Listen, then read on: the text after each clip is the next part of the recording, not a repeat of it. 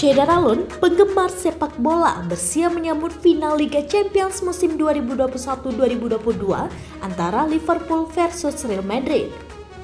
Pertandingan final Liga Champions Real Madrid versus Liverpool akan berlangsung di Stadion Stade de France pada Minggu 29 Mei 2022 pukul 2 waktu Indonesia bagian Barat.